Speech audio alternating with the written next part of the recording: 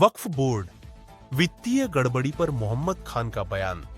जनपद अलीगढ़ के मंगलायतन यूनिवर्सिटी के एक कार्यक्रम में आए बिहार के राज्यपाल मोहम्मद खान ने वक्फ बोर्ड के कामकाज और वित्तीय गड़बड़ियों पर सवाल खड़े किए हैं। उन्होंने कहा कि 1986 में Muslim women protection of rights on divorce act के तहत तलाकशुदा मुस्लिम महिलाओं को वक्फ बोर्ड से भत्ता देने का प्रावधान किया गया था।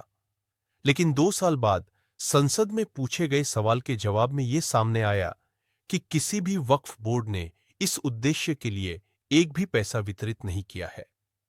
मोहम्मद खान ने इस बात पर चिंता जताई कि वक्फ बोर्ड के पास अपार संपत्तियां होने के बावजूद भी तलाकशुदा महिलाओं के भत्ते के लिए धन नहीं है। उन्होंने इस स्थिति को वित्तीय अनियमितता का संकेत बताते हुए सुधार की आवश्यकता पर जोर दिया।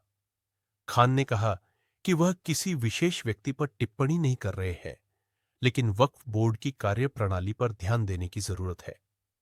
अंत में उन्होंने कहा कि बदलाव की आवश्यकता है, लेकिन मेरा काम ये नहीं है कि मैं किसी नेता के ऊपर कमेंट करूं। लेकिन कल मैंने एक बात कही थी, मेरे पास वक्फ मंत्रालय रहा है उत्तर प्रदेश में कुछ दिन, मैंने सिवाय मुकदमेबाजी के कुछ नहीं देखा। और आपको एक बात याद दिलाता हूं, 1986 में मुस्लिम वीमेन प्रोटेक्शन एक्ट पास हुआ था, याद है आपको, जिस पर मैंने इस्तीफा दिया था। उसमें कहा गया था कि अगर तलाकशुदा महिला को देखने वाला कोई नहीं है तो उसको वक्फ बोर्ड से माहाना भत्ता दिलवाया जाएगा।